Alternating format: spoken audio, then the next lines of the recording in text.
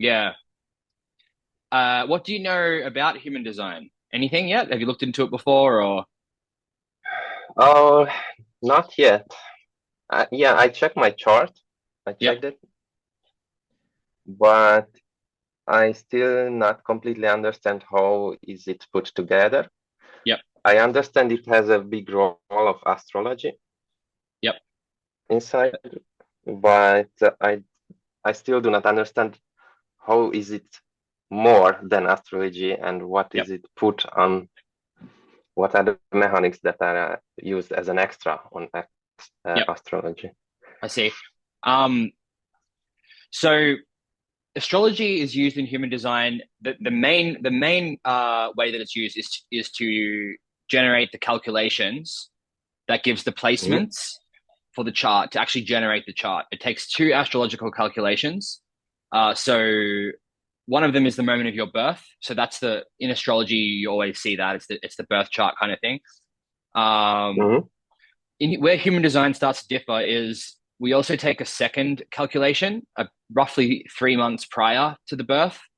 So technically, it's 88 degrees of an arc prior to the birth time. So it's roughly about 88, 90 Mhm. days. And coincidentally, that is one Mercurian year. So it's one rotation of Mercury around the sun, which that's a very interesting point. Maybe we'll touch on that as Why well. But exactly? Why exactly Mercury is important in this case? so the two calculations, the one that's taken at birth is the calculation for your personality or for your Yeah, mind yeah. whilst you're here, whilst you're incarnated, right? So it's the Mhm. way that the mind, the energetic blueprint of how the mind works and everything. The second calculation is the unconscious or the body. So you got two Mm. distinct beings, two distinct forms, basically, or sorry, one's form and one's mind. You got two distinct parts of self. They're like two different entities, basically.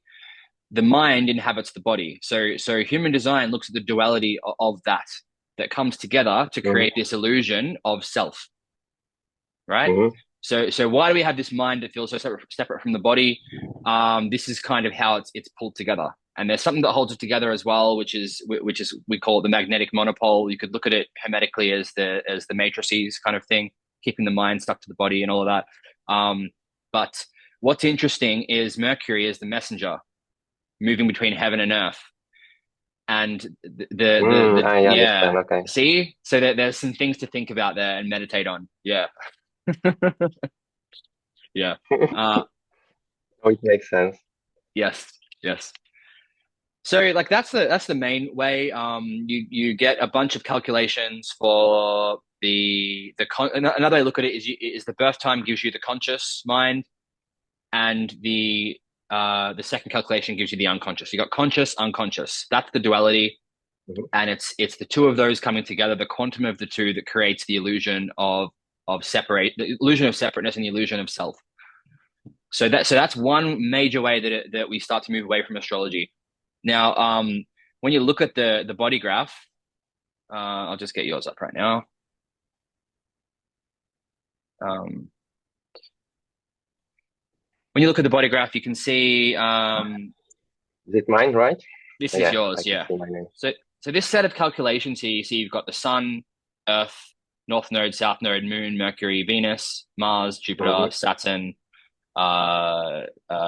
Uranus, Neptune, and Pluto. Um, so these are the calculations that were taken at your birth time.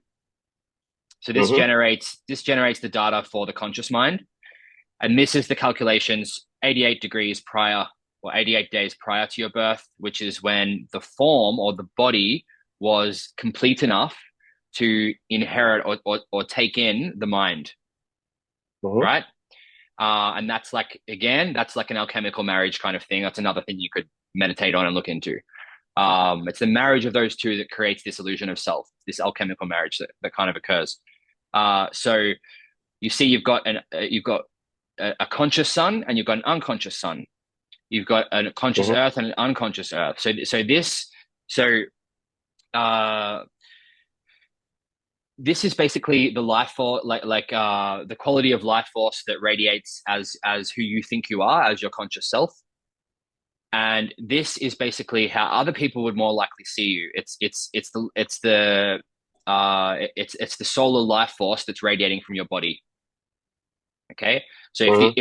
if the Earth is how the mind and the specific life force coming through the sun is grounded, so it can express itself in life, right?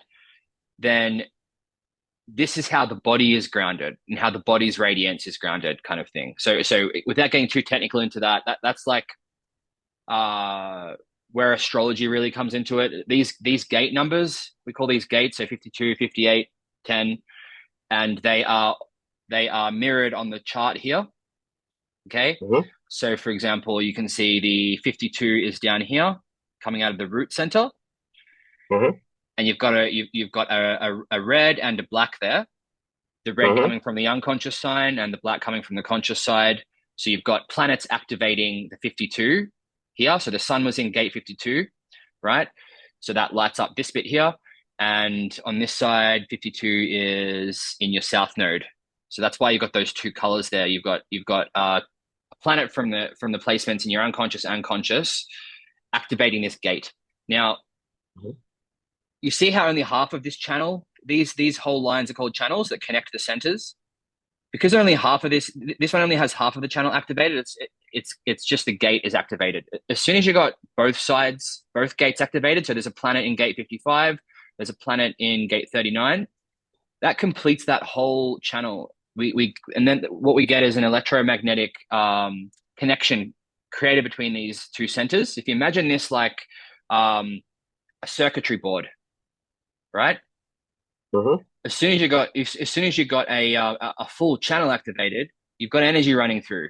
Now that's what defines these centers.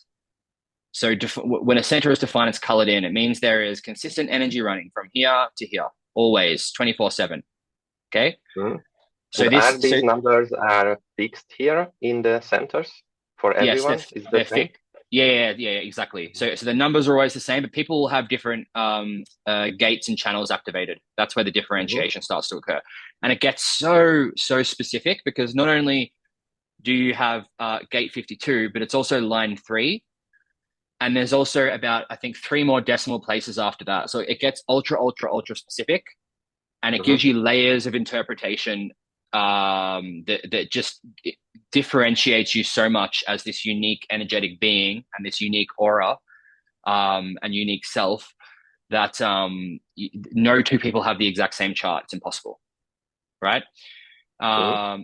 So this center here, the sacral center, doesn't have a full channel. There's no electromagnetic channel there connecting it, so that's why it's white or undefined. Actually, uh, this one over here is we call it undefined because it's got one gate coming out of it, but not a channel. If you look closely, this sacral center, did that zoom in for you then?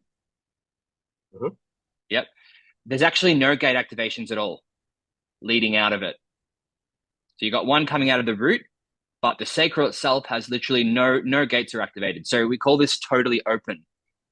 And what that means is um, the centers that are undefined are where we receive energy. It's where energy from the external comes in, whether it's from other people, whether it's from the environment, or whether it's from the solar program, the astrological weather kind of thing, the conditioning from the astrological weather comes in through these centers. And wherever we have an open center, it takes energy in and then it amplifies it and basically reflects it back. When a center is colored in or defined, it's actually sending energy. So you've got sending versus receiving, right? So Mm-hmm. this one's the solar plexus. It's the center of the emotions, because yours is defined, you've got energy consistently running through there. You are consistently generating and radiating an emotional wave frequency all the time. It's this emotional time-based wave that moves from emotional high to emotional low and back again, kind of thing. Okay, Mm-hmm. so for me, someone like me, I have that totally open. There's no gate activations there whatsoever. So this is where I receive energy. And where we receive energy, where we're open, is where, as I said, is where we are susceptible to conditioning. So because you have this solar plexus defined, right? This is the emotional center. You are actually generating the emotional field of wherever you are. So if someone's in your vicinity and has openness in their solar plexus, you are defining the emotions of the space. Make sense? So, Yeah. so if anyone next to me or close to me has Yep. an open solar plexus, Yep. basically I'm in control with my emotions Yes. Yes. And that they will of be the taking in space. they'll be taking in your emotion, your emotional wave, your emotional frequency, and then amplifying it. Right. And Okay. so someone with a totally open solar plexus is actually unemotional, we call it. Mhm. Which means we have no consistent emotions of our own, but always being mutated by whoever we're around, by the emotional frequency and aura of the people in the area, basically. So and because the open centers take energy in, they receive energy and they amplify it. Uh, even though we're called unemotional people, we're the ones that look the most emotional because we're taking in someone else's emotions and then amplifying it, right? Mhm. People with open emotion centers are the ones that burst into tears all the time uncontrollably because the solar plexus doesn't actually have the capacity to process that level of emotion. You know, it can actually be Mhm. it can be quite an intense experience. Whereas emotional people have a consistent way of processing their emotions, and so they tend to show them a little bit less, if that makes Mhm. sense. They appear more unemotional, but actually they're the ones that are generating the emotional field. Now, if we go to the sacral center, okay, which is the life force Which center. Yep. center? Can you see that? This one here, the What is the name? sacral. Sacral. Okay. Yeah. Here we go. Sacral, undefined sacral center. Okay. Um, this generates life force. So we've got Mhm. electromagnetic binary life force, which is a bit like the energy of creation, basically. Is that equal to the lower dantian? Exactly. Yes. Beneath the Yeah. belly button, it's that same center. Yes. Um, so yours is totally open. So again, mine is defined. Okay, and that's what makes Mhm. me a generator. As soon as you have a defined sacral center, that creates an aura so open and enveloping. It has such an effect on the aura that basically puts you in this generator aura type. Mhm. When it's undefined, you're either going to be a projector or a manifestor or a reflector. And the types are basically worked out by whatever activations you have in these centers. It creates a different kind of aura because, as I said, the colored in defined centers are emitting a frequency, an auric energy field. And depending on what configuration you have, creates a different kind of aura, which works Mhm. differently. So it gives you literally a different vehicle that you're in compared to someone else who has different circuitry. So your energy Mhm. mechanics work totally different to someone else. Now, this is the life force center. And so for example, that's where you're taking in life force energy from the field from other people. Whereas for me, mine's defined. I'm generating the life force field Mhm. of wherever I am. Okay, so that's kind of how that dynamic works. Now,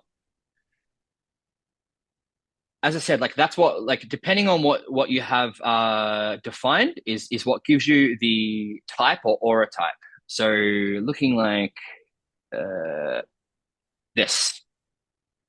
Um, let's move that out of the way. Hopefully you can see that. Mhm. So we have four types. And again, the types are a very broad organization of the major way the certain auric combinations Mhm. work. And we have the manifestor type, the generator type, projector type, reflector type. So you can see this is you over here. You're a projector type. And what Mhm. that means is essentially to have the projector type, there must be no sacral activation because the second the sacral is Mhm. activated, you're automatically a generator. Okay. and it creates this open and developing field, magnetic aura. The projector aura is actually focused and absorbing. So it's actually this piercing aura that can pierce into, for instance, a generator's aura. And because you have the open sacral center here, generators have a defined sacral, you are taking in their life force energy, right?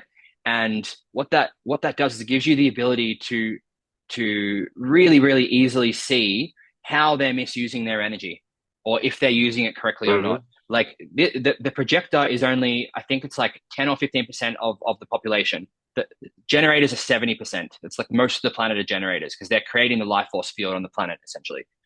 Projectors are this incredible type of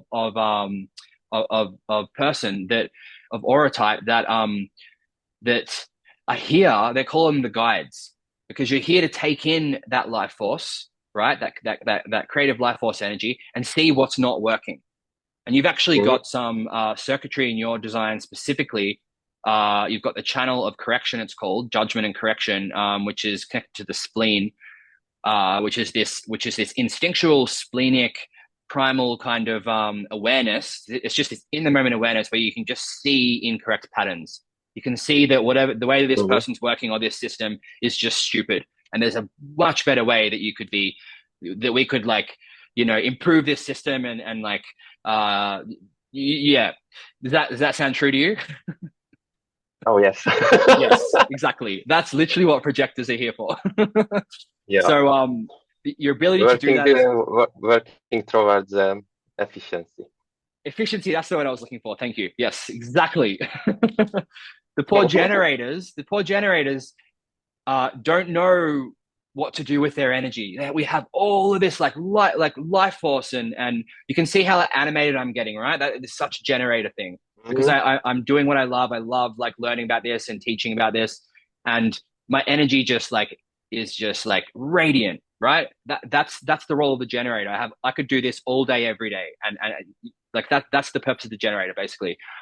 The projector, you're able to basically, as I said before, the systems thing, but also read the energy of most people on the planet, of generators, and essentially be guides for them. You can see where their energy needs to go. You can see that what you're doing here isn't working. You need to be doing this. Okay, you guys are invaluable. And the main thing about the projectors is you need to be recognized for that ability. Okay. And yeah, recognition is super important for the projector. So we've got something called how do I get back to?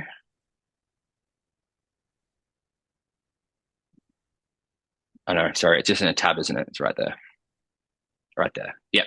Okay, so we have something called the signature and the Notself theme. So it's like a signature theme and a Notself theme. Each type has this. And basically what that means is, and I'll get into how this works, but basically if you are living in alignment with this energy, the mechanics of your circuitry and with the way your energy works, you will experience the signature of success. That's like the feeling quality to know that you're in alignment, right? Then bitterness is the feeling quality that kind of shows you've gone off track, or you've acted out of not self, we call it, right? Which means you've gone along with something that's out of conditioning through these open centers that results in bitterness. And the way that kind of manifests is, as I said before, the projectors have this genius ability and they need to be recognized for it. But that aura type that you have is penetrating, and it's highly, highly focused and absorbing, right? So when you're in interaction with someone, and you can see something that you just want to bring to their attention. You've got this, you just want to tell them, it's like, why can't you see this kind of thing? The thing about the projector, the best strategy for that aura type is to wait to be invited. Okay. If you give advice or judgment through that corrective kind of thing we were talking about earlier,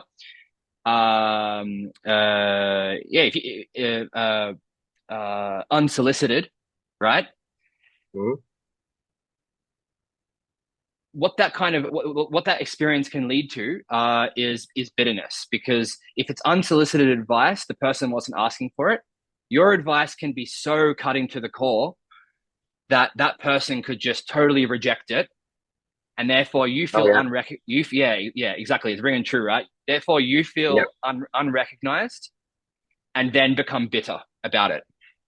So that bitterness is the theme that you've gone against your strategy. So this is what I mean, like, this gives you a way to stop hitting resistance in your interactions with people and in your interactions with life, basically, right? Mm-hmm. So the best strategy in this case is to wait to be invited, because what that means is, if you wait until someone sees what you do and sees what you can offer, and they recognize that ability within you and that genius within you, and then they ask you, hey, can you help me with this? I'm struggling with this, or I don't know what to do with this, or can you just help me? I can't, like, things aren't working. I need you to look at this. If someone recognizes that about you and then invites you, right, and lets you in, basically, then you are going to get recognition for that, right? Because they've, and I will process this as a success. Exactly. Right? You'll get the feeling of success. Yes. Yes. Because for the projector, if the generator is here to find out what they love and what lights up their life force, so they can basically just go and work and create and stuff, then the projector, the generator is here to know themselves and what is it that lights them up, basically, and activates their life force. The projector actually isn't here to know themselves. They're more interested in the other. Right? Yeah, exactly. They're more interested in the other. Right? So that's why success is your theme, because if you can successfully give the correct advice to the other and make something more efficient and have that recognized, and you be recognized for that, that is that success feeling. And you can be so successful in this life if you follow this strategy, if you follow your strategy, basically. Yeah. So that's kind of a loose idea of how sorry, go on. Yeah, sorry. So I'm kind of aware of this. Yep. That the strategy is to wait for invitation. Yep. And I have a very good sense. I built a very good sense for this, that to not give an advice if they are not asking. Yes. But it's really hard to keep it. And sometimes I'm ignoring it and, I know.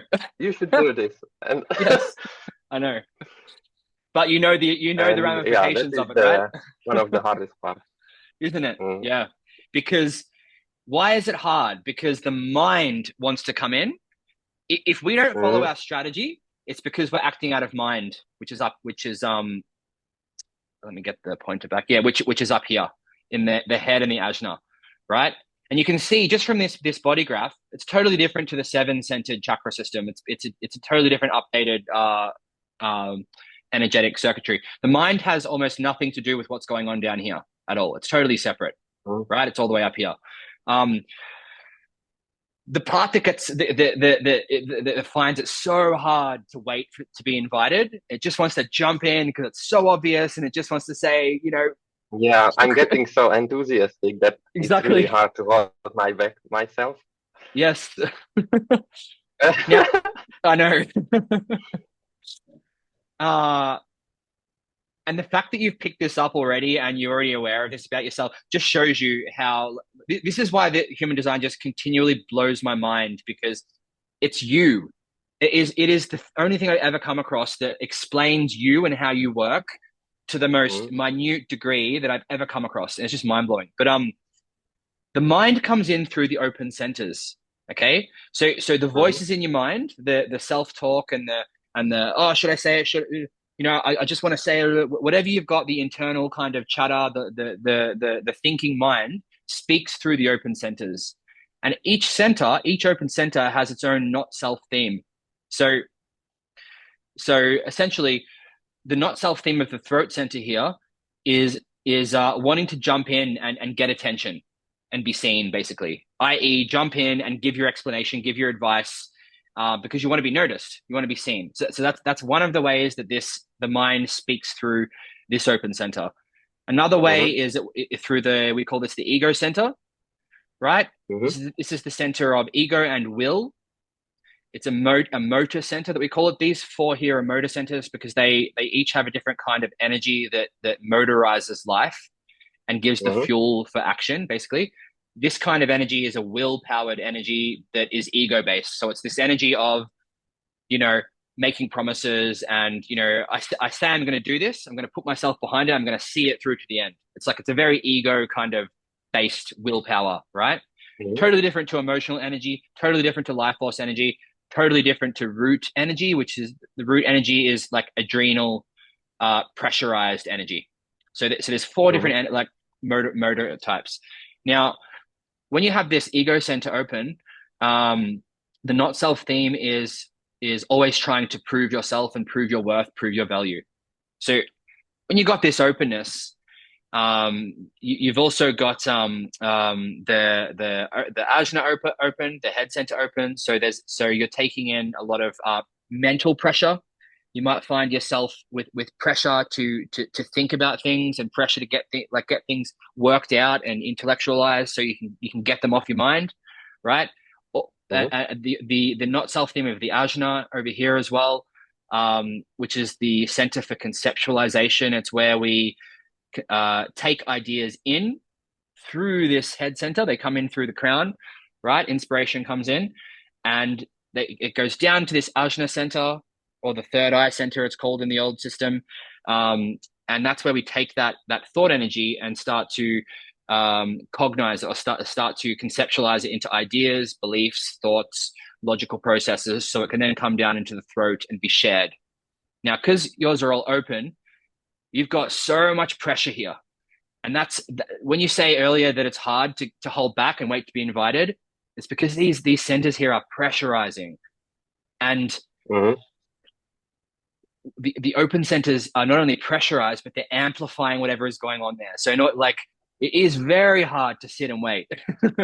But the rewards of sitting and waiting mean you will stay in alignment with your true self, basically. You'll stay in Mm-hmm. alignment with who you truly are and the way your energy should work correctly. You'll stay correct, basically. And that means your interactions with people will be a lot more smoother, and you'll be able to get your message across, and people will be open to it because the projector aura type, as I said before, it's penetrating.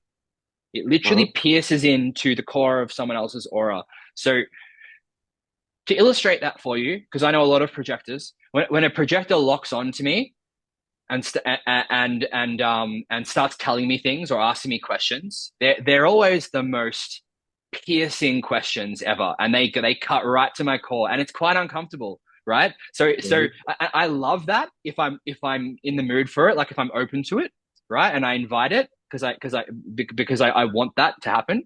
It is the most beautiful thing in the world, and it is the most valuable thing for someone like me, because a projector sees you. A projector can, if I'm so like confused about something or confused about whatever it is, the projector can essentially ask me like two or three piercing questions that will cut to the core of it. And it'll be something that I've been thinking about for like 10 years, and the projector will just know the exact thing to ask, basically. Right now, why I'm saying this is because if that hasn't been invited, okay, that focus of the projector, those questions or that advice, if it's unsolicited, can feel so uncomfortable and violating, actually. Yeah. Mm-hmm. So there's actual violation that occurs because you literally pierce into someone's aura and you get inside them, and it's like I can't hide. It's like you can see in and I can't hide, kind of thing. And yeah, so that's why the invitation is so important. Is that all making sense? That's like the mechanics of it. Yeah.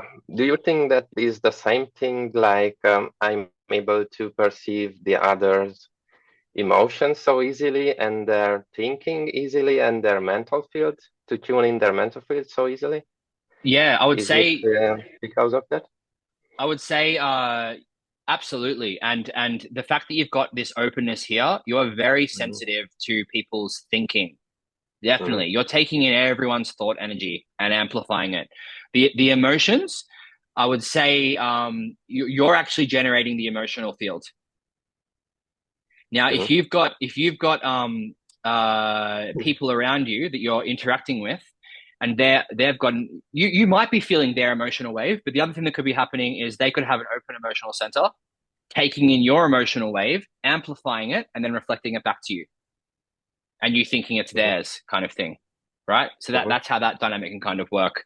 Um, uh, where your superpowers are reading people's life force, so their creativity, their life force energy, reading people's thoughts essentially, and Mhm. mind. Okay. And also, this is a big one here. This is the G center, we call it. It's the center of identity and direction and also love. Okay. So it's who am I in this life? Who am I going to be? What is my direction? What do I identify as? And how do I love, kind of thing. Mhm. When it's defined, these people have a very fixed direction in life, a very fixed sense of self. So these are the people that know who they are, and stick to something, and that's just it's just kind of locked in. They just consistently have a sense of self. They consistently have an identity. When it's open like this, you're more like a chameleon. Okay, you have like a fluid identity, and um, you may find yourself almost totally changing identity depending on who you're around. Mhm. Okay, does that ring true for you? Oh yeah, especially in the past, it's like I had to be really flexible to smooth in into the community, right? Yes. And now it's more conscious, so I have more control on it. I still have this Yes. ability, and I can use it very, very smartly. Yes. But I'm trying to not use it and let's say be myself in every situation. Okay, that's But cool. it's Yeah, not so easy every time, let's I say, know.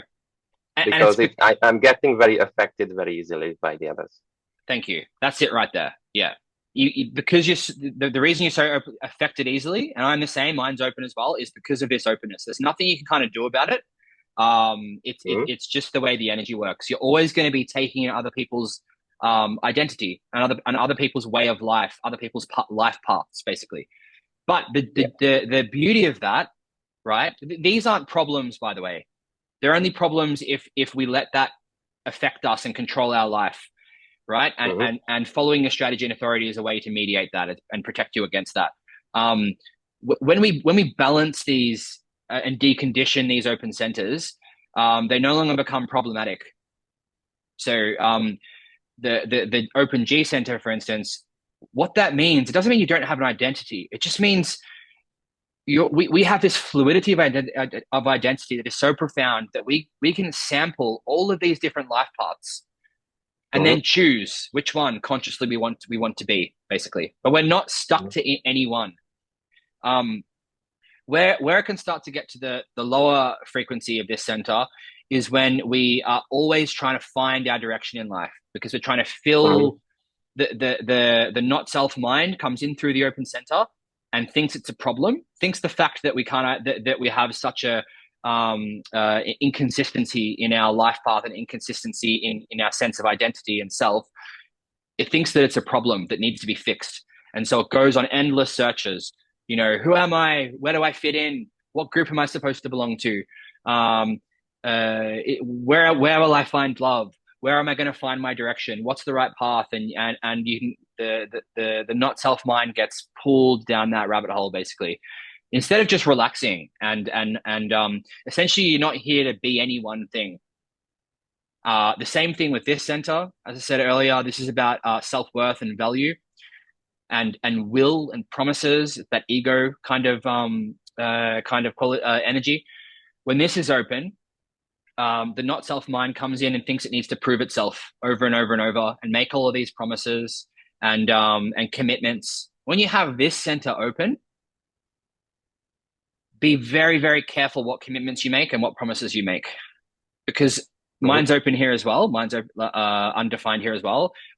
When you don't have consistent will energy moving through the center, ego-based willpower, we don't have the consistent will to follow through on promises and commitments, Mhm. right? And if we make promises that we can't keep and have to live up to them, you don't have the energy for it, right? It can put so much strain on your heart, and it can create a lot of heart problems. So that's a big thing for when this center is open. Be careful what promises you make, because if you don't have the consistent willpower to follow things through, then where are you getting your energy from? You're pulling it from other organs. You can get organ fatigue and that kind of thing. You know, um, again, the way to protect against that is by following that strategy and authority. Mhm. So yeah, so just to go back to why I'm talking about all this not self theme is because in that example of when you are just wanting to say without being invited, you just wanting to jump in and give your ideas and point something out or whatever. That pressure to speak, that pressure to prove is coming through these open centers. And as Mhm. long as we're living out of that and we're letting our mind run our life, that's when life becomes so problematic and difficult and we have resistance and resistance and resistance. Okay? Mhm. Yeah. So now we have something called authority. If strategy is the way for you to most easily move through life, aligned and with least amount of resistance, then what happens when you do get invited? How do you know whether an invitation is correct for you or not? And it doesn't have to be an actual formal invitation at all. It doesn't even have to be verbal. It just has to be recognition, basically. If you get the feeling that someone is inviting you in, you'll be able to feel that. You'll be sensitive to it, right? Yep. That's all you're kind of waiting for. Yeah, yeah. Um, and when the invitation does come, authority is the thing we can rely on in ourselves, and it comes from one of these centers that we have defined, which means it's consistent. Your authority is emotional authority. Because you have the solar plexus defined, your authority is immediately called emotional authority. There's a hierarchy to it. So depending on what definition there is, um, as long as the solar plexus takes the priority, then if there's no solar plexus but the sacral is defined, then it's sacral authority. If there's no sacral but the spleen is defined, then it's splenic authority. And then below that, or after that is there's different kinds of ego-based authority and mental-based authority as well, but they get a little bit more complex. But basically, all you need to know is authority gives you something that you can rely on consistently within yourself to make decisions that are correct for you. They're going to be in alignment with your energy because each decision you make is a decision to invest yourself into something, and that's either going to be aligned for you or not, right? Mhm. So following your authority is how you're going to guarantee, essentially, that you will get your signature theme of success. So emotional authority. After you've got the invitation, someone's asked you. Um, Basically, what that means is uh, whether it's correct or not to go ahead with this thing, you'll never know in the present moment. So the theme for this authority is there's no truth in the now. Now, why is that? That's because, as I said, the emotional center is an awareness center that runs over an emotional wave that takes time, right? So Mhm. if you've got like this splenic awareness I was talking about before, where it's this the spleen is the oldest form of awareness, right? It's this old reptilian kind of animalistic primal in the present moment, instinct of whether something is safe or healthy or not, Mhm. right? It's very quick, it's existential, there's no thought to it, there's no process to it, it's just bang, I've got to get out of here kind of thing, right? Mhm. Like you see in Mhm. animals. Some people have that as their authority, and that's what they should rely on. The emotional center is an awareness center as well. It's also a motor, it's got a dual function, but it's an awareness center. Now, if the spleen is this one time kind of split second in the moment hit of intuition and instinct, and you get your awareness instantly, like this isn't right, then the emotional center takes time. So in order for you to get that full awareness, all the information. It has to go through this whole emotional up and down, right? To get clarity of Mm-hmm. awareness at the end. So it, inside that whole wave, that process, obviously is a bunch of different slices of present moments. Yeah. Mm-hmm. And any one of those present moments is not the full truth. So Mm-hmm. if you're making a decision based on the way you're feeling emotion at one part of your wave, it's not necessarily going to be the whole truth, because an hour later or the next day, your emotions might drop, and now all of a sudden you wish you didn't say yes to that thing that you said yesterday because you didn't get the full picture yet. So the rule for this authority, the way for you to best make your decisions, is to always sleep on it and never give an answer when it's being asked of you in the present moment, because you're never getting the whole Mm-hmm. truth. You're just getting a little sample of that wave, basically. Okay. You need to go through this sample process. Now, this decision that I'm trying to make, I'm excited about it now and it feels good and you can see all these possibilities and things.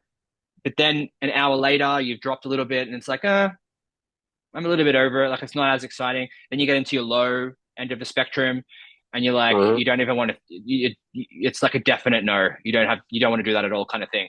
Um, had you not waited for that, you wouldn't have got all the information you need, and you're going to start saying like yes to making commitments and stuff that aren't actually right for you, and it's going to lead to bitterness. And again, like with this open center here, there's this pressure to commit and say, yeah, I'll do it, and prove yourself and say, yes, I'll help you. I'll do this thing. Um, Leave it to me, right? That's the pressure that's coming through. You can see where the not self mind comes in and tries to force you to act out against yourself, basically. So do you see how this kind of protects you? Mm-hmm. Yeah.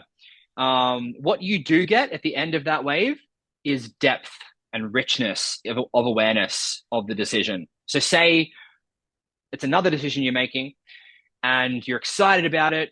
And then the next day your mood's dropped and you're not as emotionally high as the day before. You're a bit more of a lull and you could get quite depressed. Who knows what's going on? um if it's still a yes, then right, then that's a pretty safe bet that that's correct for you. As long as you get Mm-hmm. like 80-90% yes throughout your wave, then you know it's going to be fine, because when you go and do that thing, it's not like the wave stops.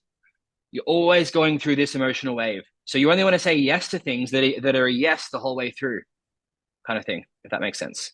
Right? Mm-hmm. Yeah, yeah, yeah. Yeah. Cool. How does that sound? How does that resonate? I'm just maybe a bit out of context, but I'm trying to connect it to the Hermetics framework. Yes. So, and as the solar plexus is the emotional center and Hmm. the astral center, it means that it's timeless. So basically, there is no now, let's say. Yes, exactly. So Yes. you need to see the whole picture to make decisions because it's timeless, right? It's exactly right. Yes. Yes. And you've got to go through the whole astral emotional storyline of the decision.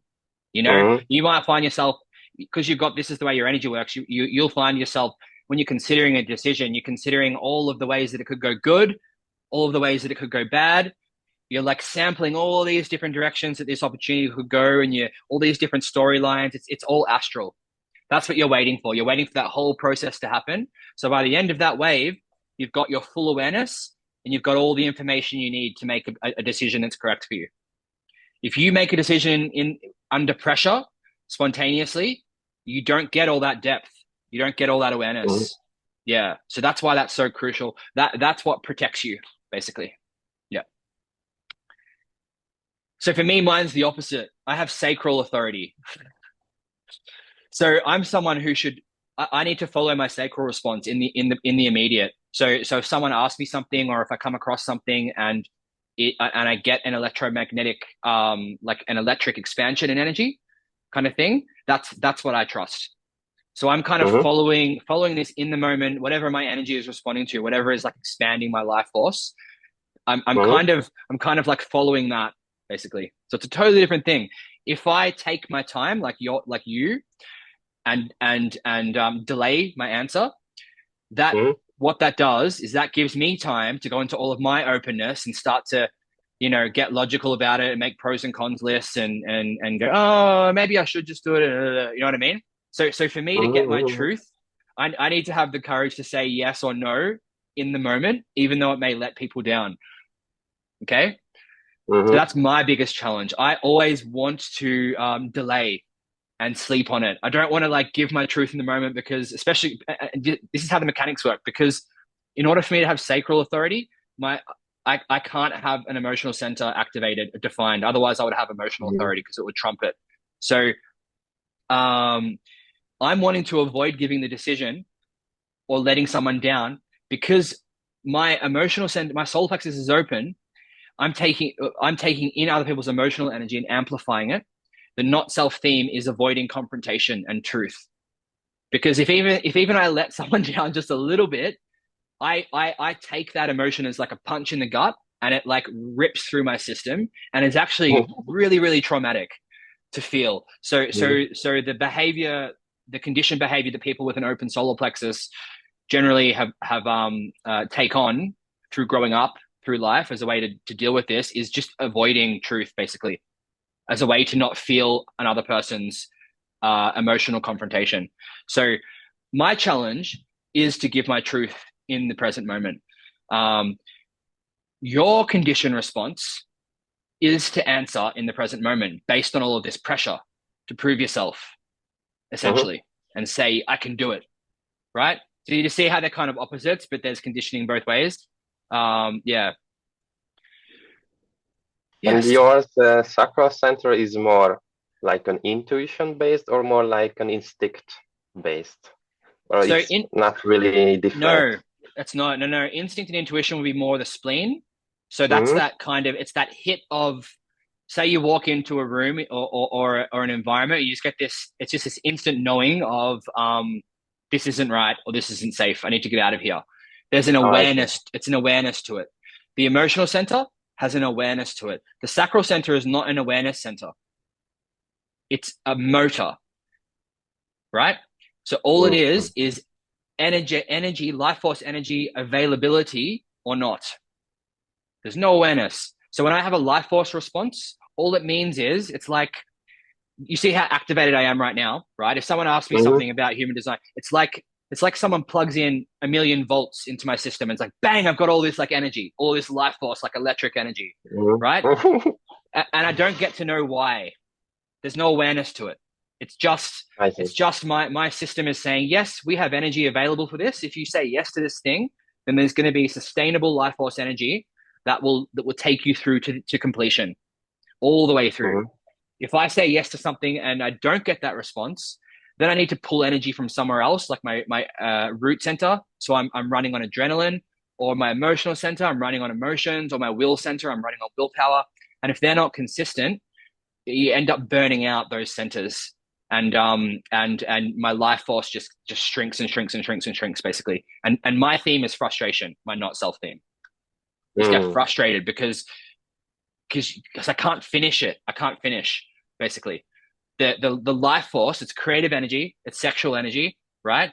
It wants to finish. It wants to express itself and get this thing complete. So that's why that's so important. My yes means, yep, I have the energy available to follow this through to the end. Yep. Um, so also one last thing on the emotional center. Um, this is quite a heavy emotional channel you've got here, connecting the root to the solar plexus. Whatever activations you have, basically, will flavor the emotional wave that you run on. This is called individual circuitry. There's also collective circuitry and tribal circuitry. And what that means is Mm-hmm. that they're these energetic circuits. The collective circuit has to do with the whole, with humanity. It's about having experiences, the ups and downs of the human experience, and then sharing that with the collective. We have Mm-hmm. individual circuitry, which is about individual transformation. Basically, it's very it's much more internalized and self involved, and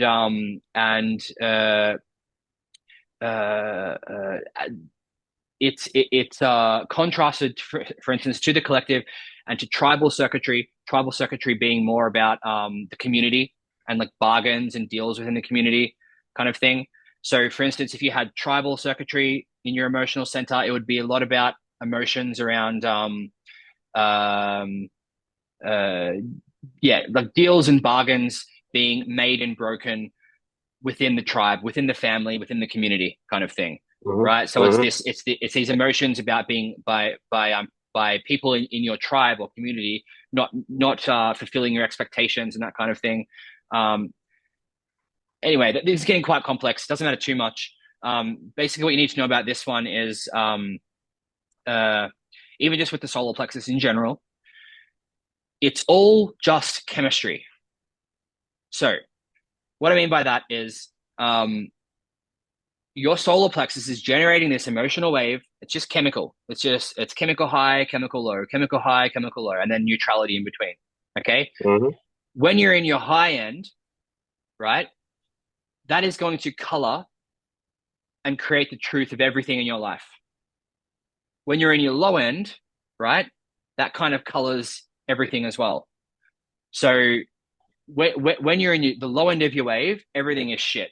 Even though it's not, it might not actually be shit, right? It's just because your awareness at that moment, your truth is in that low end part of the wave. You haven't got the full picture, like I was saying earlier. You're only seeing it, you're only in a certain slice of it, certain sample of it.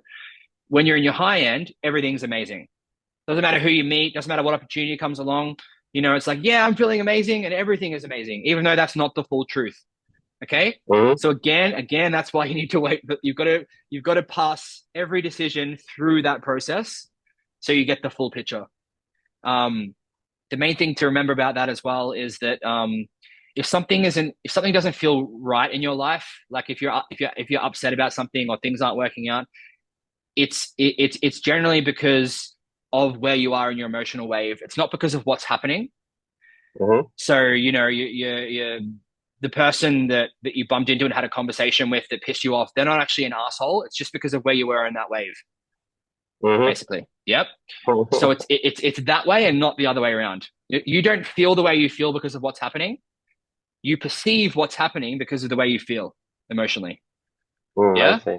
So that's how that chemistry works. So why am I saying that? Because what essentially the main thing with that is to never see your emotional state as an issue that needs to be fixed.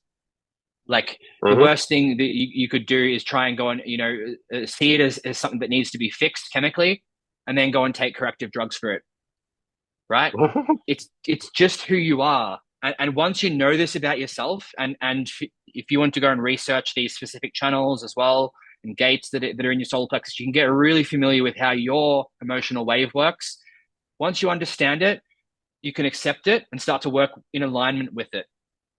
And it's no longer a problem, basically. And when you are following your strategy and authority and you're saying yes to invitations that pass your emotional wave, you can imagine how that's going to change things because now you're doing things that are a yes when you're in a high and when you're in a low, right? Mm-hmm. And so that wave is no longer a problem. Um, and you'll be living your theme, you'll be feeling successful, all of those things we talked about earlier. Um, yeah, I hope that makes sense. Any questions? Oh, it's pretty clear. Cool. Yep. Um, okay. How are we going for time? 1 hour. 1 hour. Good. Okay, cool. Good, good, good. Okay. So maybe can you describe all these phrases on the right side, all this table? This What are the one? meanings of these, yeah, Yep. definitions? Yep. I can go through them. Yep. Yeah, the main things to take away from today are the top four. Mm-hmm. Okay. That's a lot to go away with and study and start to experiment with your strategy and authority. Go and watch like YouTube videos on it. Go and like read about it. You can learn so much about yourself. As we get down lower, we're getting into deeper and deeper layers of the chart.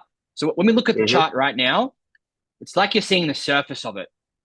There's levels Mm-hmm. underneath it, right? we call it substructure. So as I said before, if we switch the view, okay, here we go. This is more complex. Mm-hmm. Okay, this is like an advanced view now. So see, earlier we just had 0.3, now there's 0.4, 0.2, 0.5. So the 0.3, we start to get into the I Ching hexagram, and each hexagram has 6 lines. You can see they're all around the outside here, around the 360 degrees.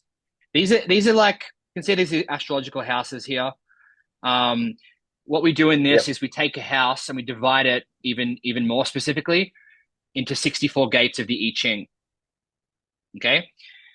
And also that corresponds directly with the 64 genetic codons in the DNA.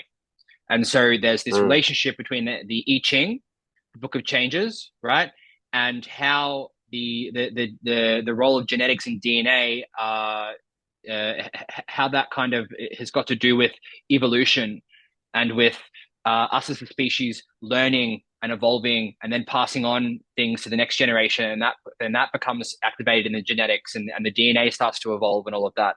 So each hexagram represents a specific part of the DNA sequence.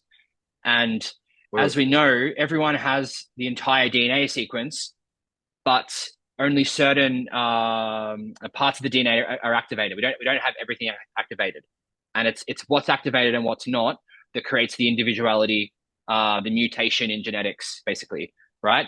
So when you've got planets activating different hexagrams, different gates, what that's showing you is how your DNA is activated, right? That's the correlation. Okay, so we're each here to do something entirely unique, that when we live out that uniqueness becomes something that we can pass on and help evolve humanity, basically. Now, gate 52, your son's in gate 52. That should pop up. Yeah, you can see it down here. Gate 52. Now, we don't just stop at dividing a house into 1, 2, 3, 4, 5, about 6 gates. Each gate then also is divided 6 times into 6 lines of each gate. And then each line is divided into 6 colors. And then each color is divided into 6 tones. And each tone is divided into 6 bases. So that is how specific this is. It is insane. And each layer that we go deeper into this substructure, we're going behind the surface level of this chart. You're getting more intricate, and we're also getting more more universal as well. So if the neutrino fields that are coming from the sun and from Jupiter and passing through from the other stars and passing through the planets, right, taking on information, and then basically infusing our DNA and creating our individualness, our uniqueness. They have to come in from the universal and become more individual until we get our uniqueness, right? The complexity, right? So so out here in the 5 is where the neutrino field first comes in and starts to program our uniqueness, and then it hits this level, and then this level, and this level, and this level, until we get to the line and gate, and we get to the surface, which is you. It's how you pop up in reality and manifest, right? So that's kind of loosely how that works. Why I'm saying that, because this information down here, all these specific things, we're starting to get into the substructure now. And it starts to look at, for instance, determination environment. It's the kind of environment where you're best placed in order for your form principle, which is your body, to run most efficiently, and for your brain to run most efficiently. And there's kind of circumstances and ways that you can experiment with eating, taking in nutrition. For instance, yours is high sound. So that means you can experiment with, like your brain is best fed when you are eating with, it has a lot to do with sound and noise level. So if you've got like auditory stimulus happening, like the TV on, or maybe you've got a lecture or a podcast happening, or music. There's a beautiful like spot where the music is just loud enough where your mind and ears are stimulated, and that's gonna give you the correct activation in your digestive system, so your brain can pull the most nutrients, basically. Okay. Interesting. Mm. Yeah. So you experiment with that and see what happens. Yeah. Environment is another one. Wet kitchens, basically, if you imagine, again, kitchens is developed, it's derived from the hexagrams. You got 6 lines in each hexagram, and there's two trigrams. There's a lower trigram, the first 3 lines. There's an upper trigram, the top 3 lines. And because it's about DNA sequence, again, it's about evolution. It's about learning as a species and how we evolve. The bottom trigram is an internalized process, right? It's like it's investigating something new. It's been discovered, and poking into the foundations of this new discovery and finding out where its faults are, just knowing everything about it. The second line is about the kind of the mastery of that, or the natural talent that develops in the species with certain people based on the investigation and the knowledge that was learnt from that first line. The third line is adaptation and experimentation with whatever the hexagram represents, and how can we start to mutate it and alchemize it. And when we get to the upper trigram, you've got the lines 4, 5, 6. Now we've got transpersonal. So whatever was learnt, and then a talent was developed, and then it's been differentiated and experimented with to further development and see how it can be improved. All that information and discovery from the lower trigram, right? When we get to the upper trigram, the fourth line wants to now externalize and share it with the other. And the fourth line wants to share it with the immediate community, okay? And with the immediate tribe, with family, friends, and their social network, basically. So they want to influence the network with what has been discovered with the first 3 lines. Then the fifth line goes a step further and wants to universalize that knowledge and get it out to everyone. The fourth line, I'm a fourth line, right? The fourth line doesn't necessarily have the ability to influence and mutate the collective, right? Or strangers, basically. They best shine when they're deep within their network and community and friends group and family, and that's where they best share whatever it is, basically. The sixth line, whereas the fifth line can basically go up to strangers and universalize information, basically. You've got a fifth line, by the way. The sixth line has nothing to do with the hexagram itself. It's totally separate. It's looking to what's next. So it's like the sage on the mountain that has the overview of the whole village, and it's looking to what's over the sea. You know, what's in the next DNA sequence, basically, right? So it's not actually truly part of the hexagram. So from those lines, we get what we call the profile. Okay, and if everything I described was kind of talking about our role in society or in humanity, in terms of everything I was just talking about, the profile basically describes your role and how you go about life, how you go about interacting. It's kind of like the costume that you wear, kind of thing. Like I was saying before, the fourth line, like me, is kind of like the networker influencer type kind of thing. The fifth line is called the heretic, because, as I said, they're here to mutate the collective. They're here to say, look, we've discovered something that goes against the way the whole world's doing it, you know, or a whole group of people are doing it. And here's this new way to do it that none of you can see yet. And let me contagiate you with it. Like, let me change the way you do it, basically. And it's heresy, because it usually means a destruction of the old way, basically. Okay. And so what I want to bring your attention to is a key part of that fifth line. What that does is it puts a projection field around you. And it's a very crucial thing for you to be able to universalize information and influence the collective.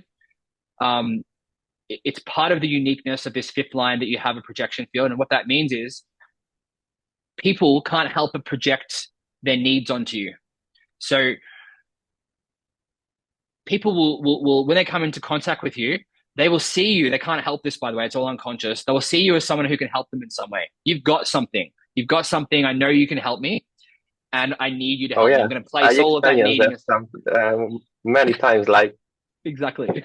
I need something from you, but I don't Yes. know what Yes. exactly. Exactly. Yep. There you go. Sometimes they feel that they're already grateful, but they don't know Yes. why. Yes. I That's don't it. know if it's related or not. Maybe it's bullshit. That's exactly it. And that's part of the function of this fifth line. You need to have that because you need to be Mm-hmm. able to influence the collective. Anyone who comes into your aura, you need to be able to mutate them basically and show them the new way. So that's the functionality of the dynamics of how that works. Now, the danger here is that will happen regardless of whether you can actually help them or not. Okay. So you can't Mm. help everyone necessarily. There's going to be Yeah, yeah. correctness to it. There's going to be people there's going to be correct people that you can help. And how do you Mm. know what's correct? Strategy and authority. Someone wants your help, they're projecting that onto you. They can see you have something, you're going to help them in some way, right? Your main thing to say is, okay, come back to me next week, or come back to me tomorrow, or come back to me in an hour. Remember, you need to have a delay, at least like an Mm-hmm. hour, depending on how big this thing is, how important it is. Take more time. Big life decisions take as much time as you can. Smaller ones, less and less time. But that's going to protect you from taking people on that you can't actually help because the heretic, right? If you Mm-hmm. can't fulfill that person's projected needs, right? It's just a projection. If you can't fulfill them, then they're going to get really, really bitter towards you. And not necessarily to your face. It could be direct. It could be indirect. If you let them down because they've projected this kind of savior onto you, like you're going to be the one that's going to help me, kind of thing, and you kind of let them down, even though you're not. It's just their projection. Then the heretic can get burnt at the stake, basically.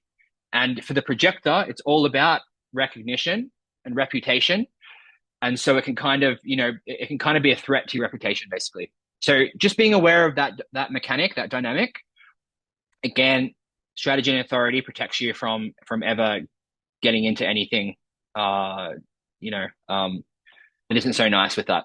Yeah. So this the fifth line I got from here. There's the 5. This is your profile. 3, 5. The first number represents your conscious. The second number represents your unconscious or body. So you've got a fifth line body. So people see you, and your actual body, your physical form, radiates this aura, this projection field, basically of someone who is some kind of savior type. And again, like, not saying like that's exaggerated, but it's just that kind of energy. The 3 is on the personality side. And you can see it's generated. Here's the line here, 52.3, right? That gives you the third line. Your personality is in the third line. Over here, 17.5. That gives you your unconscious, the fifth line. So you've got a third line mind or personality, conscious, and a fifth line body or unconscious. Okay. So, Give me a second. yep, sure. Sorry. Yep, all good.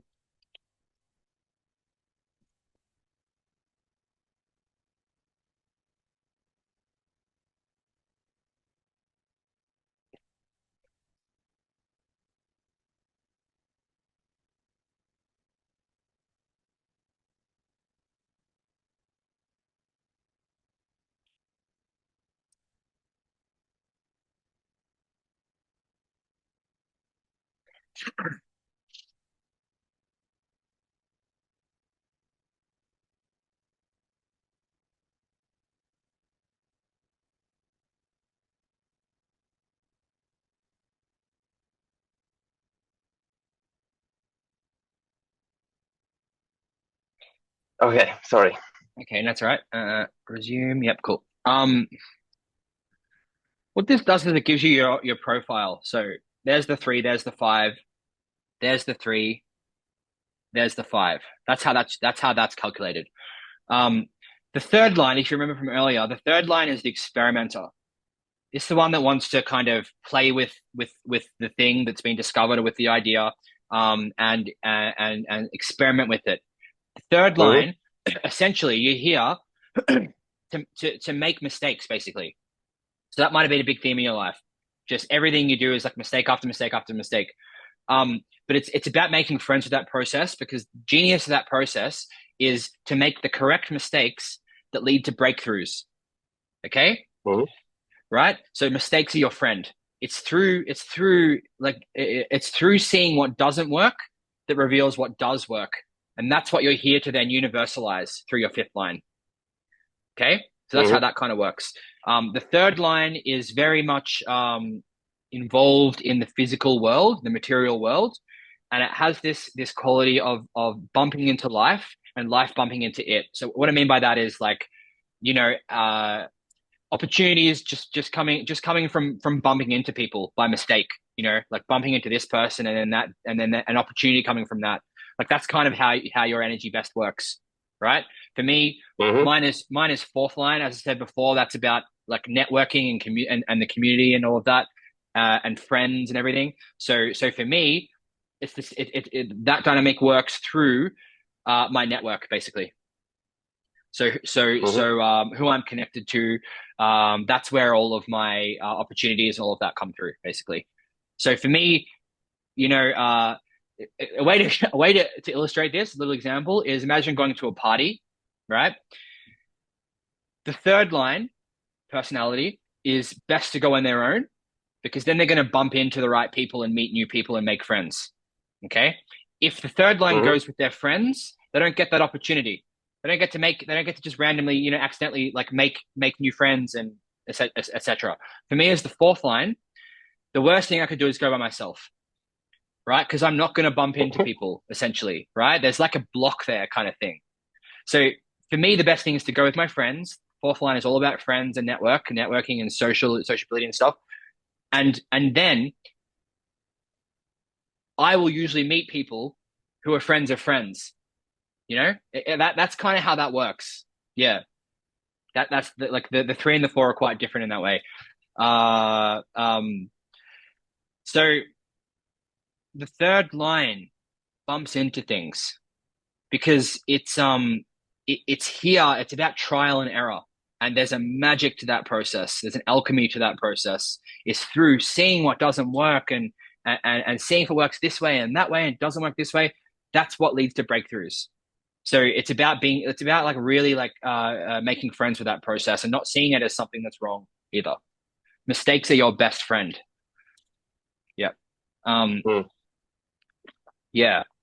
So So is it more like it's not just how you work, but basically how you interact with exactly. others and how is the synergy with Yes. the others' energy field, basically, right? Synergy is a great word. See, you're such a projector.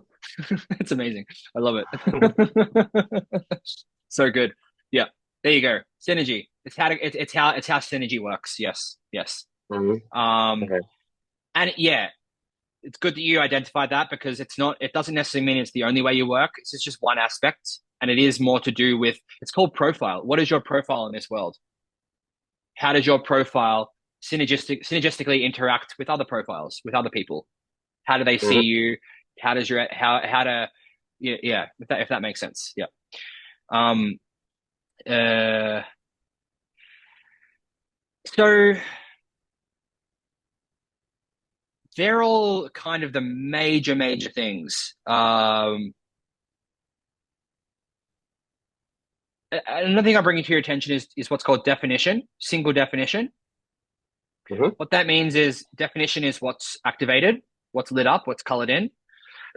You can see that what is defined in your chart.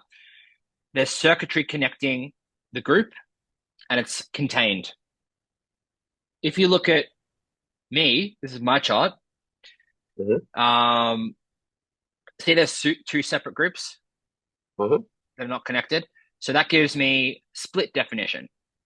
And what that means is I've got two simultaneous processes that are occurring, i.e., I've got this area down here that my life force has its own kind of mind and is responding to things, and I don't really know why it's responding, um I've got all this adrenalized pressure to act on these energetic responses. But then up here, I've got a defined head and ajna. So I've got a very defined way of thinking and a mental process that's kind of like this mental process here is basically running one thought process or idea or question over and over and over and over and over and over and over and over and over and over and over and over and over and over and over endlessly until I know, basically, until I just get this breakthrough of, oh, I've got it kind of thing, right? Mm-hmm. And it's just like continual, like stuck on one idea kind of thing. Mm-hmm. I've got that process running whilst I've got this process running, and there's no communication between the two. So it can feel like I've got two distinct parts of me that are at odds, and I just can't like bridge them. And so for me, like for business, for instance, partnership is perfect. Like I like some like working with someone else kind of connects up the circuitry through aura to aura contact and creates that bridge that then allows me to get everything in here out. Right? Mm. So I work best in partnership, basically. Your single definition. So you actually don't need quite self-sufficient in that regard. You don't need someone else to partner up with. You, in order to process your decision making, your thoughts and decisions in life and all of that, you're quite self-sufficient in that regard. So that's something interesting to notice. You're quite independent in that regard. Yep. Mm. Yep. But the thing to consider there is that not everyone's like that. You know, like people who have single definition sometimes don't understand why other people can need more dependence on the other, basically, for this kind of thing, for decision making and and that kind of thing. Yeah. So yeah, that's just a little detail. It's not too huge of a thing.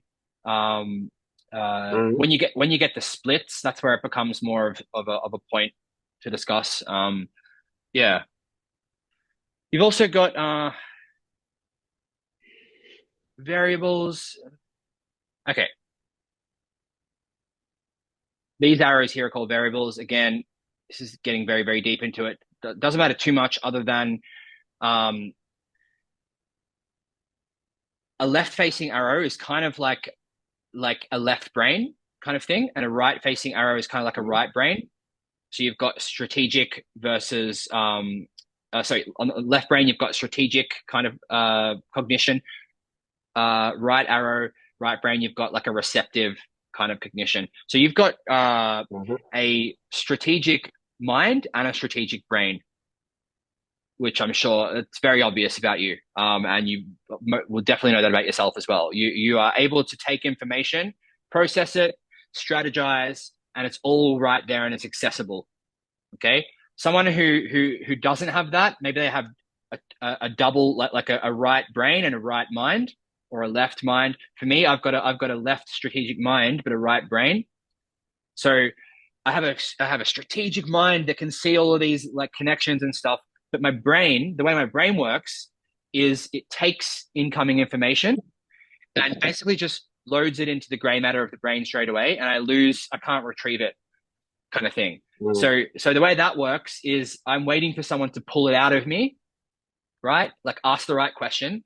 And then my brain, like my strategic mind will pull stuff from all sorts of places in my brain and I'll connect it and like it's all there. It just streams kind of thing. Yeah. Yeah. So like it gets quite detailed. So that's it. That's a cool thing for you to know. And also it just gives you understanding on why we're all different. Because we're not all the same. You know? Yeah.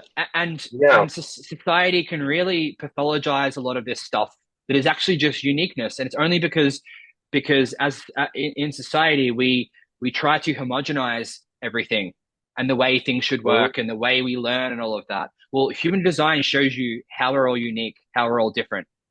Yeah. Yeah. What was surprising for me that you also mentioned that I can see other problems and I often don't understand why they cannot solve it.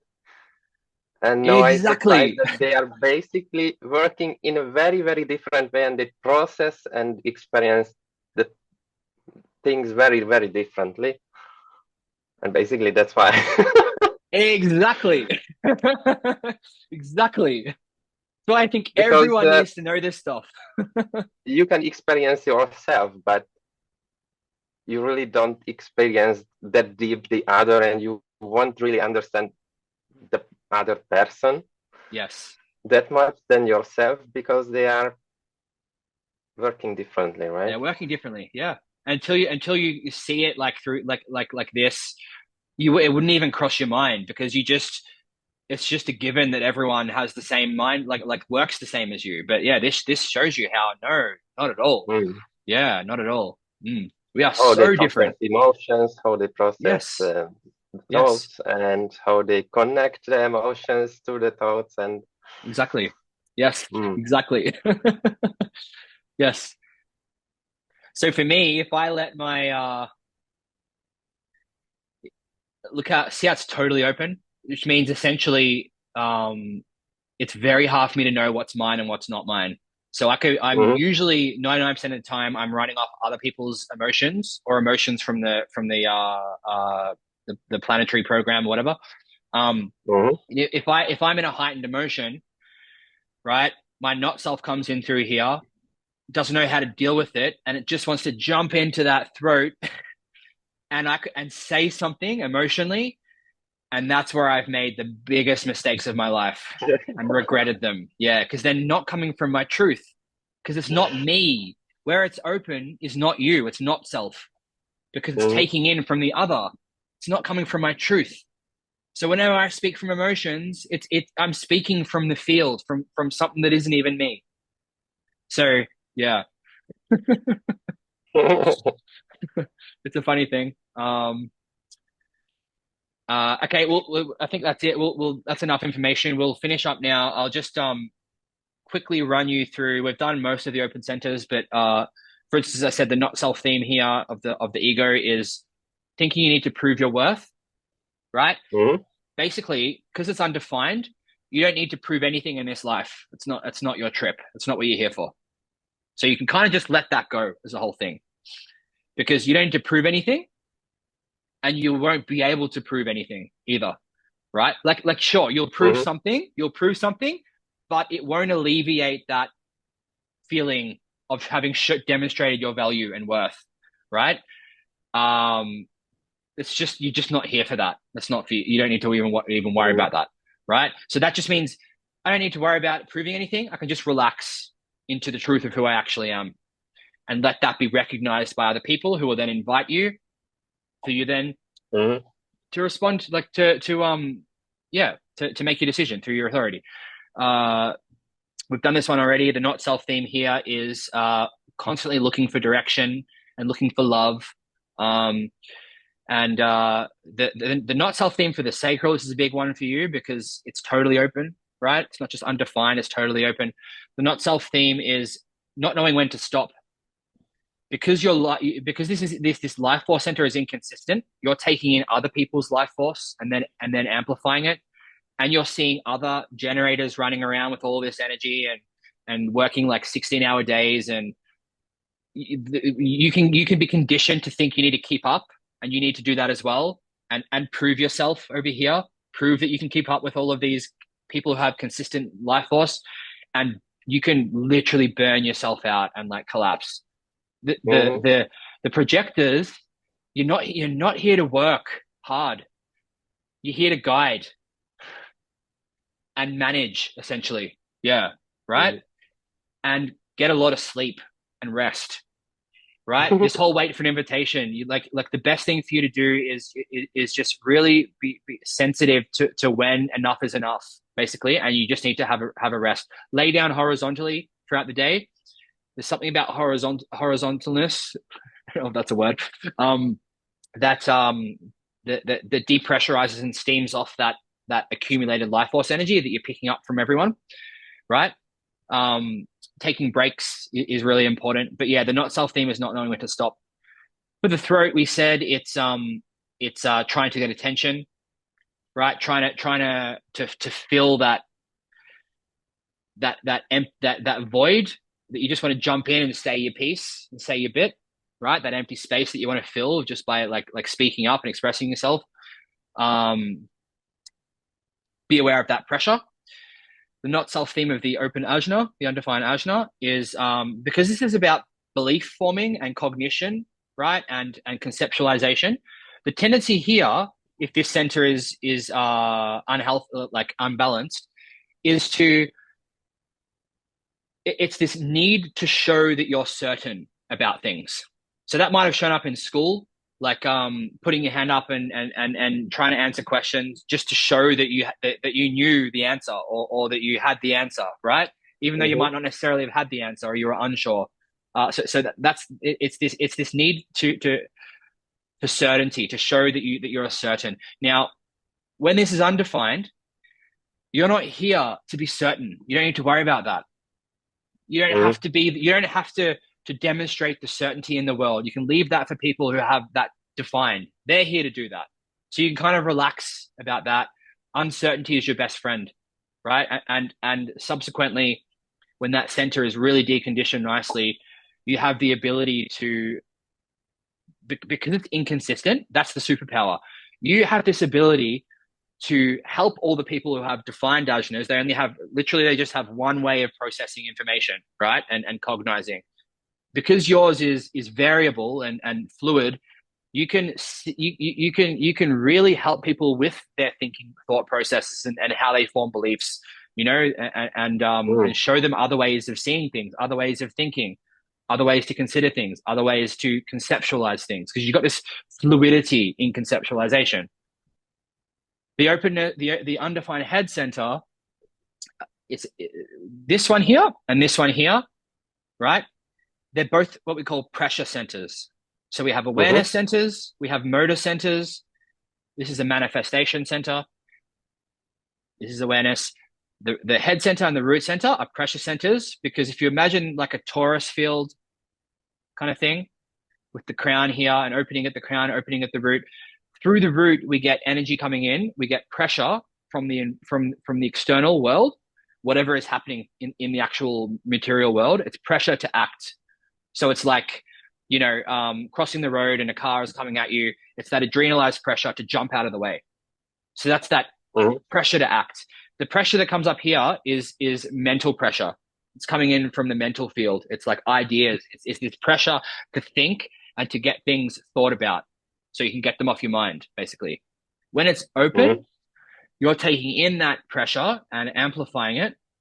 And the not self theme is to always be like thinking about things that aren't actually relevant to you. Okay? So because it's so open, this center, all it could take is someone mentioning an idea to you or saying something, and then that just goes straight into your head, and your brain takes it, and now it's blown up, and you can't stop thinking about it, and you get lost in this whole other thought, like reality. You know what I mean? And it could be totally Mm-hmm. irrelevant. You don't need to be thinking about it. Mm-hmm. So that's how that kind of works. I see. Yeah. Okay. Um, yeah, and I mean we'll leave it at that, because otherwise it's a lot of information.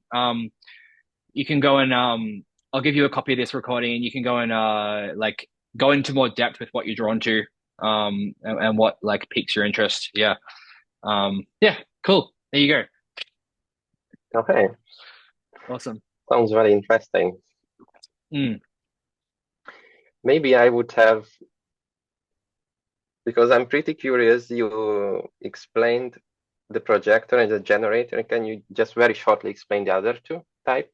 Oh, sorry. Yeah. Okay. So then we have it all depends on what centers are defined. That's what dictates what aura shape and quality and type you get. The manifester are Mm, about 7% of the population.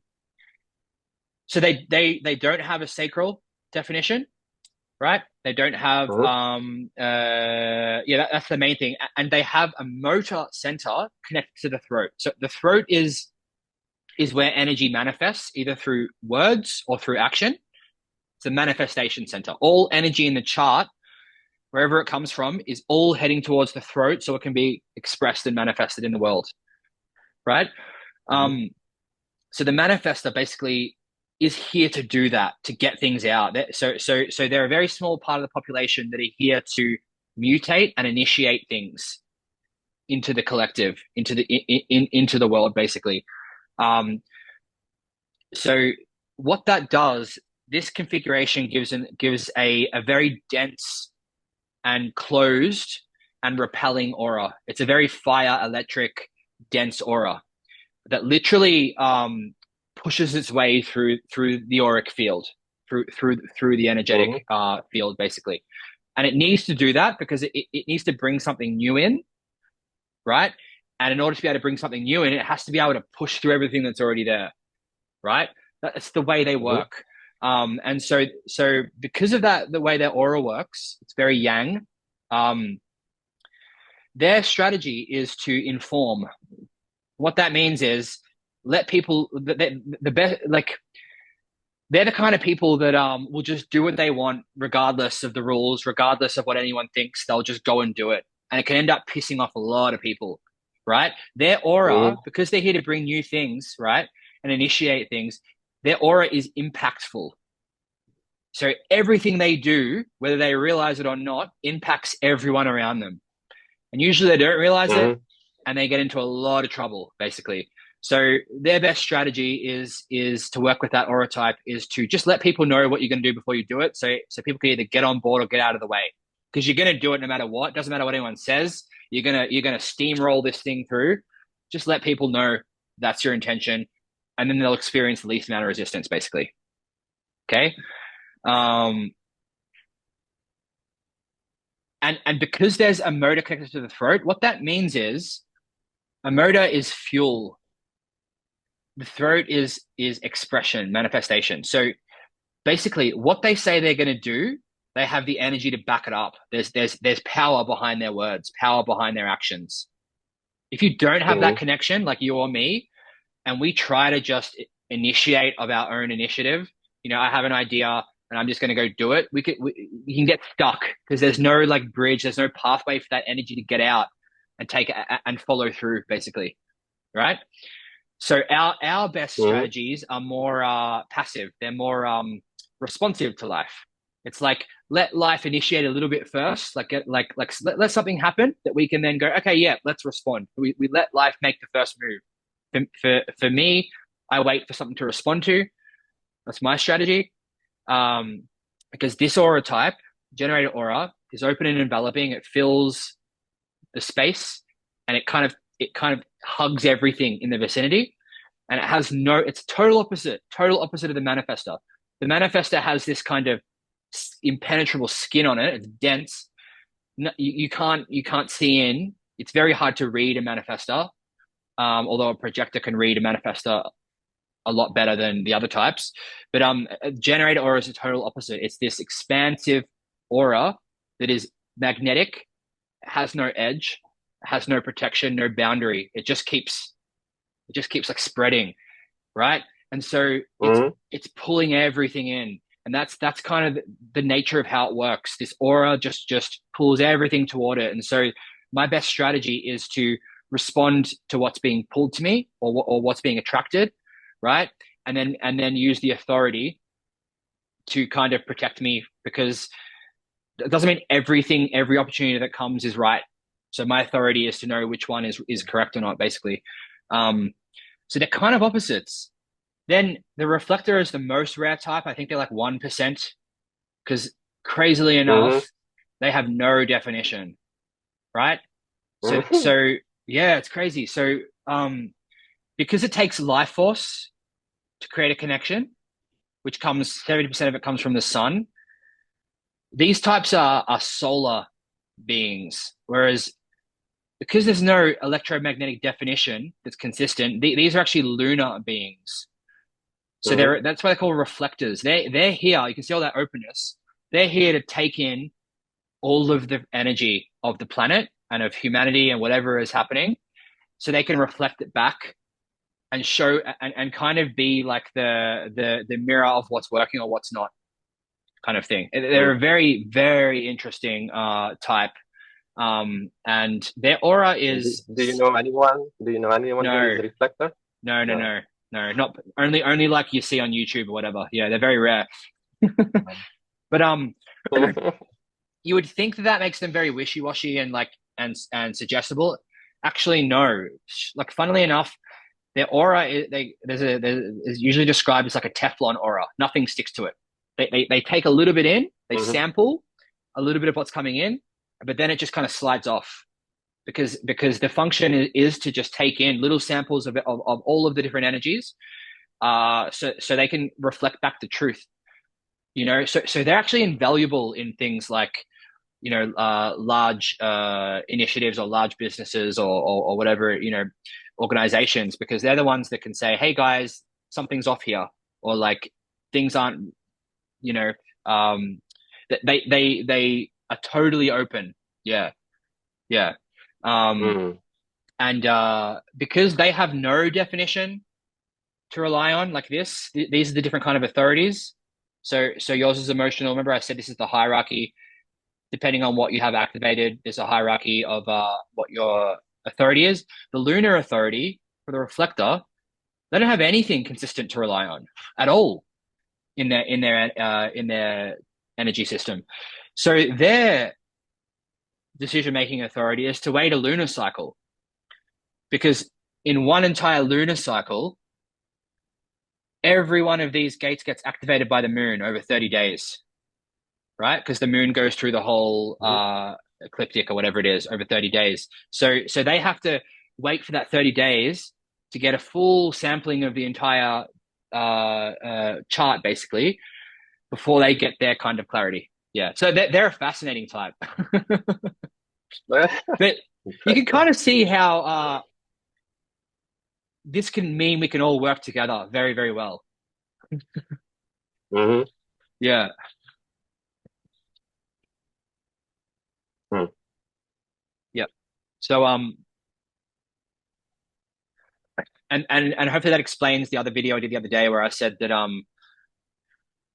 these are the only type, the manifestors, that are here to literally inform and initiate and take proactive action. The famous Nike slogan, like, what is it? Just do it, or whatever it is. Just go out there and make it Mhm. happen. That advice is only for this type, because if they manifest as a condition to be generators, generators are conditioned to be manifestors, right? So the manifester Mhm. thinks it should just, it sees all these people getting opportunities just pulled to them. Like, if the manifester waits around for life to come to it, nothing will ever happen.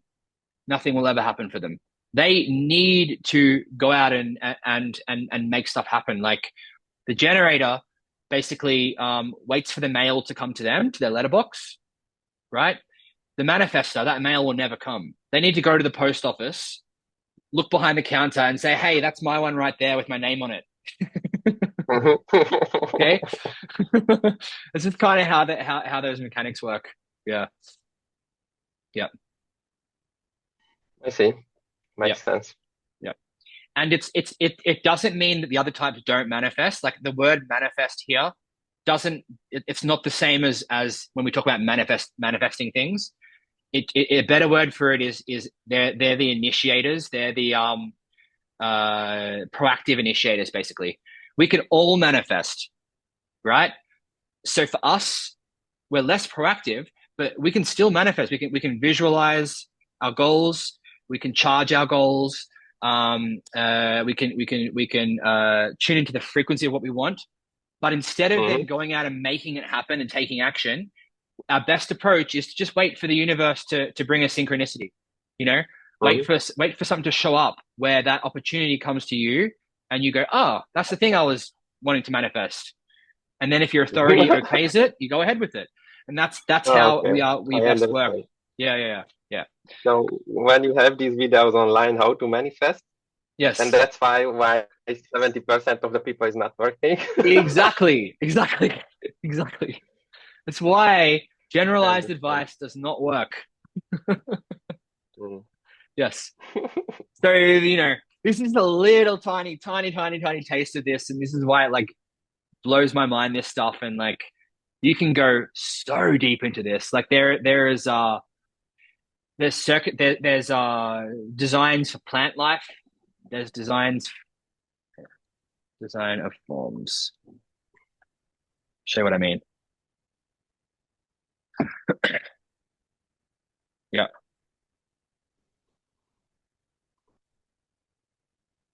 That's not really a clear image, is it? How old is this system, this human design? How old? It Mm, was received in the I think the 70s or 80s or something like that. Yeah, it's a channeled system. Yeah, mm. yeah. So you can see, yeah, like these are the design of forms they're called.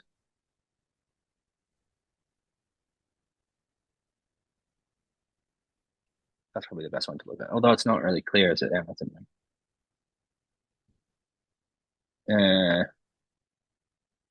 Hmm. so you can see, like, yeah, there's a design that there's the single cell. Mm-hmm. Um, there's insects, plants, fish, birds, reptiles, mammals. They all have different circuitry, different connections. Mm-hmm. There should even be inanimate. Yeah, sorry, there's inanimate objects as well. So inanimate objects just have a G center, which is the identity center, which is also the magnetic monopole. That's a whole other thing. But basically, in order for it to become a single cell, the sacral center is there with the life force. Obviously, it's what creates life.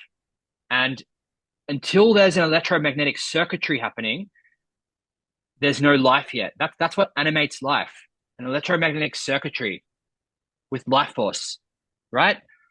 Then it starts to mutate, it gets more complex, and you can follow the whole evolution of the planet basically all the way up until we get to the human body graph, which is a very recent mutation. Obviously, like before about the 17 or 1800s or something like that, we had the seven-centered chakra system.